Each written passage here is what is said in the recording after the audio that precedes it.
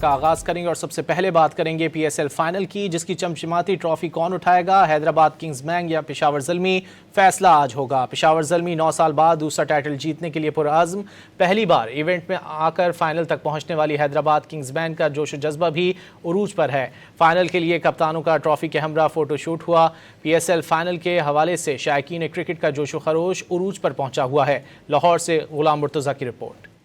P S L کی trophy کس کا مقدر بنے گی، مارنس لبوشین یا بابر اعظم؟ دونوں کپتانوں نے انفینٹی ٹرافی کے ہمراہ تصاویر بنوائیں۔ پشاور زلمی کے کپتان بابر اعظم نے کہا، ہم پورا ٹورنامنٹ اچھا کھیلے ہیں، فائنل میں اسی تسلسل کو برقرار رکھنے کی کوشش کریں گے۔ ہم through out the tournament cricket کھیلتے آ رہے ہیں، وہی چیزوں کو ایگزیکیوٹ کریں گے، اپنے پلانس کو ایگزیکیوٹ کریں گے بیٹنگ بالنگ اور فیلڈنگ میں، تو چیزیں آسان رہیں گی۔ مارنس لبوشین نے کہا، فائنل تک پہنچنے کا سفر آسان نہیں تھا، لیکن ٹیم نے اپنے اوپر یقین رکھا۔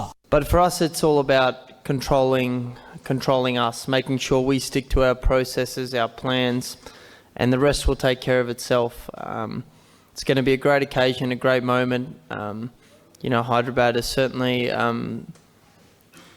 lit this tournament up, and it's been exciting.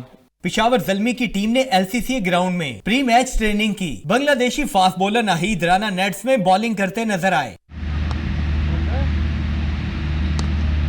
چوکے چھکوں کی برسات سے پہلے موسیقی کا تڑکا بھی لگے گا، جس کے لیے قذافی اسٹیڈیم میں رنگا رنگ اختتامی تقریب سجے گی۔ عاطف اسلم، علی عظمت، عارف لوہار، آئمہ بیگ اور صابری سسٹرز اپنی آواز کا جادو جگائیں گے۔ پی سی بی کی جانب سے شائقین کرکٹ کو شام 6 بجے تک قذافی اسٹیڈیم پہنچنے کی ہدایت کی گئی ہے۔ کیمرامین محمد جلیل کے ساتھ غلام مرتضیٰ، ڈان نیوز لاہور۔